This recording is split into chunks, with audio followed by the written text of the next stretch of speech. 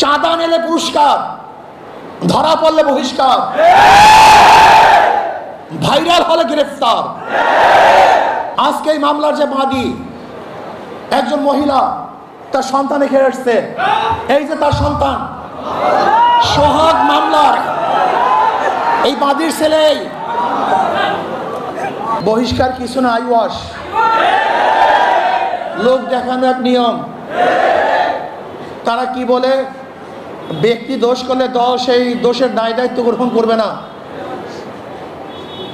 আমি মনে করি আওয়ামী লীগ বিএনপি দুর্নীতি ফ্যাক্টরি, খুনের ফ্যাক্টরি। আবরারকে কারা হত্যা করেছিল? যেই ছাত্রগুলি হত্যা করেছিল তারা মেধাবী ছাত্র বাংলাদেশের, কিন্তু এই ফ্যাক্টরিতে যাওয়ার পরে তার খুনি হয়েছে। আজকে হাজারো মেধাবীরা এই আওয়ামী লীগ বিএনপি করার কারণে ওরা ধর্ষক হয়েছে, ওরা চাঁদাবাজ হয়েছে। এই দলগুলি এমন এক ফ্যাক্টরি, যদি ফেরেশতাও সেখানে ঢুকে আজাজিল হয়ে বের হবে, সৎ মানুষগুলি ঢুকলে চোর হয়ে বের হবে। যাদের হাতে রক্ত ছিল না, এই আওয়ামী লীগ বিএনপি করার পরে তাদের হাতের মধ্যে রক্তে রঞ্জিত হবে। যারা কোনো মেয়েদের দিকে তাকাতো না, এই দলগুলি করার পরে তারাই ধর্ষক হবে, জালেম হবে, অত্যাচারী হবে, তারাই টাকা পাচার করবে। এমন কোনো জায়গা নাই যেখানে চুরি হচ্ছে না, ডাকাতি হচ্ছে না, দখলদারি হচ্ছে না, চাঁদাবাজি হচ্ছে না। এই বরিশালের এমন কোনো স্থান দেখাতে পারবেন না যেখানে চাঁদাবাজি নাই। আমরা যা দেখছি চাঁদাবাজি যেগুলি আসছে, আপনারা জানেন মিটফুটে খুন হয়েছিল বুধবার, কিন্তু আপনারা যে সাংবাদিক, আমরা দুঃখিত, লজ্জিত। সবার বিবেক মরে গেছে, বাংলাদেশের বিবেক বলতে কিচ্ছু নাই। বুধবার এই ঘটনা ঘটছে, কোন সাংবাদিক এই ঘটনা প্রকাশ করতে পারে নাই,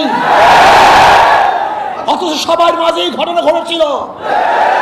নাই একজন বাংলাদেশের সাংবাদিকের ঘটনা প্রকাশ করার মতো, নাই একজন পুলিশ কেস গ্রহণ করার মতো। আজকে এই মামলার যে বাদী একজন মহিলা, তার সন্তান রেখে এসছে, এই যে তার সন্তান, সোহাগ মামলার এই বাদীর ছেলে। তার নিজের মুখে শুনেন, মামলা দেওয়া হয়েছিল কিন্তু পুলিশ মামলা গ্রহণ করে নাই, পুলিশ তার মামলা গ্রহণ করে নাই।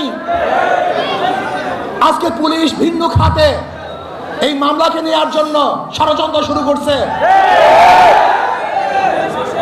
সব জায়গায় চাঁদাবাজি, শরিয়াতপুর বাস সব বন্ধ, 16 মাসকে তাদের বহিষ্কার করা হয়েছে।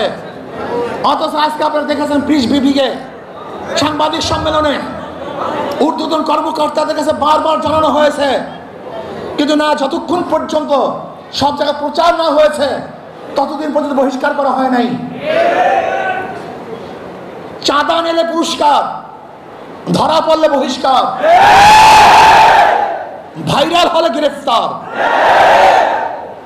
কি ভেবেছেন বাংলাদেশের মানুষ বোকা? আজকে আমাদেরকে জিম্মি করে ফেলছে। দল এই খুনের দায় দায়িত্ব গ্রহণ করবে না।